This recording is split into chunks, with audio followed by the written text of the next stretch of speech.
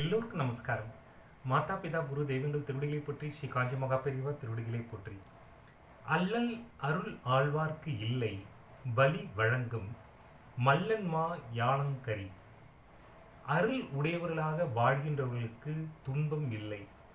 காற்று இயங்குகின்ற வளம் பெரிய உலகத்தில் வாழ்வோரே இதற்கு சான்று. அன்பு பாரத தேச மக்களே, அன்பு தமிழஞ்சங்களே,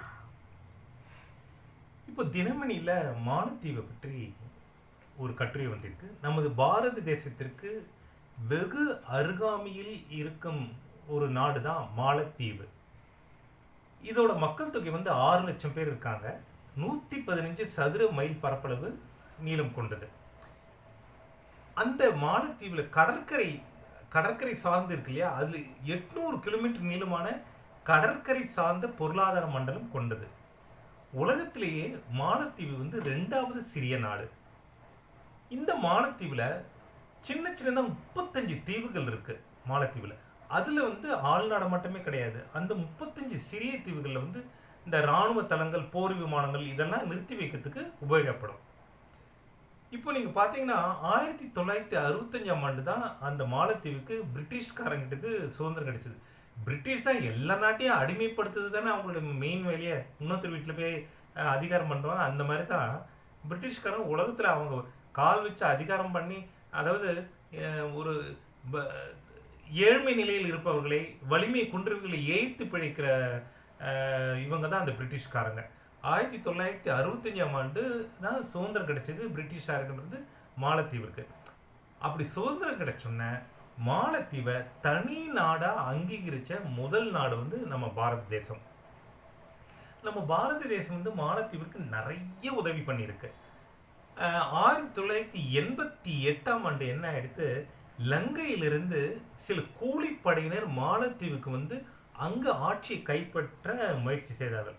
அப்பொழுதும் நமது பாரத தேச படை வீரர்கள் பாராசூட்டில் போய் அங்கே இறங்கி அந்த மாலத்தீவு நாட்டை அந்த கூலிப்படையிலிருந்து காப்பாற்றினாங்க. அதே மாதிரி நீங்கள் பார்த்தீங்கன்னா 2014 கடல் நீர் உப்பு சுத்திகரிப்பு நிலையங்கள் டோட்டலாக பாழாயிடுத்து மாலத்தீவில். அப்போ நம்ம பாரத தேசம் கப்பல் மூலமாக, விமானம் மூலமாக குடிநீரை கொண்டு போய் அங்கே கொடுத்து அங்கே இருக்கிற மக்களை காப்பாற்றினது நம்ம பாரத தேசம். அதேமாதிரி சுனாமி டயத்துலையும் சரி, இப்போ ரீசெண்டாக கோவிட் வந்தது, அப்பயும் நம்ம பாரத தேசம் அவங்களுக்கு நிறைய உதவி பண்ணியிருக்கு. ஆனால் இப்போ ரீசெண்டாக நடந்த அந்த நாட்டு தேர்தலில் அங்கே ஆக்சுவலாக நம்மளுடைய தேசத்து 2 ஹெலிகாப்டர்கள், ஒரு கடலோர ரோந்து விமானம் எப்பொழுதுமே அந்த மாலத்தீவு கடற்கரை ஓரமாகவே இருக்கும். 75 நம்ம நாட்டு வீரர்கள் அங்கே இருக்காங்க.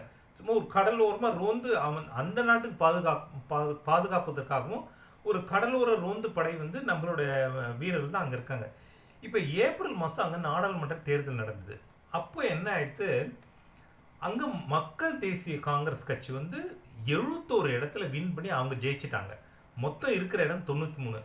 அந்த ஜெயிச்ச ஒரு அதிபர் இப்போ அதிபர் ஆகிருக்கு முகமது மூயிஸ். அவர் தான் இப்போ அதிபர் ஆகிருக்கார். அவர் என்ன பண்ணினா, தேர்தல் பிரச்சாரத்தின் போது பாரத இந்திய தேசத்தை இங்கேருந்து வெளியேறணும் அப்படின்னு சொல்லி தான் தேர்தல் பிரச்சாரம் பண்ணி கடைசியில் வின் பண்ணிட்டார். அவர் என்ன சொல்கிறாருன்னா, நம்ம 2 ஹெலிகாப்டர், ஒரு கடலோர ரோந்து விமானம், 75 நம்மளோட வீரர்கள் அங்கே இருக்காங்க பார்த்தீங்களா, அவங்களெல்லாம் வெளியேறுன்னு சொல்லி தான் அவர் பிரச்சாரம் பண்ணி வின் பண்ணினார். ஏன் நம்மளெல்லாம் வெளியேறு அப்படின்னு சொல்கிறாருன்னா, அந்த அதிபர் இஸ்லாமிய அடிப்படைவாதம் கொள்கை கொண்டவர். அதாவது மற்ற மதங்கள் எதுவும் உலகத்தில் இருக்கக்கூடாது, இஸ்லாமிய மதம் அந்த அடிப்படைவாதம் கொண்டவருங்கனால அவர் என்ன பண்ணியிருக்காரு, பாரத தேசத்தை விரும்பாமல் துருக்கி நாட்டோட ஃப்ரெண்ட்ஷிப் வச்சுக்கிறார். துருக்கி நாடு இதே மாதிரி இஸ்லாமிய அடிப்படைவாதத்தை கொண்டது. இப்போ என்ன ஆயிடுச்சுன்னா, நமது அந்த மாலத்தீவு கடற்கரை அந்த ஓரமெல்லாம் இப்போ துருக்கி நாட்டு வீரர்கள் தான் ரோந்து படையினர் அங்கே இருக்க போகிறாங்க.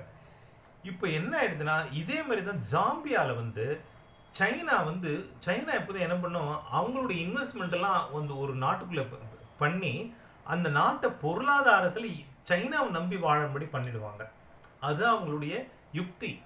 ஜாம்பியாவில் அப்படி தான் பண்ணினாங்க. அதே மாதிரி இப்போ மாலத்தீவில் பார்த்தீங்கன்னா கிட்டத்தட்ட 600 தொழிற்சாலைகள் சைனா அவங்களுடைய இன்வெஸ்ட்மெண்ட் அதில் இருக்குது. இப்படி கொஞ்சம் கொஞ்சமாக என்ன பண்ணுவாங்க, பொருளாதார ரீதியில் அவங்கள வந்து தன் நாட்டுக்கு அடிமையாக்கிடுவாங்க சைனா. அதுதான் அவங்களோட ஒரு ஒரு தந்திரமான வேலை பண்ணிட்டு இருக்காங்க. இப்போ என்ன எடுத்து இந்த இந்த துருக்கி நாடுகளில் இவங்க ஃப்ரெண்ட்ஷிப் வச்சதால பாரத தேசத்தோடு அவங்க வந்து ஃப்ரெண்ட்ஷிப் வைக்க இப்போ ரொம்ப தயக்கப்பட்டு துருக்கி நாடோடு போயிட்டாங்க. ஆனால் ஜாம்பியா நாட்டுக்கான கதி அவங்களுக்கு ஆகுங்கிறத அவங்க நினைச்சு பார்க்கல. மேலும் பொறுத்திருந்து பார்ப்போம். ஜெய்ஹிந்த், வந்தே மாதரம், பாரத் மாதாக்கு ஜெய்.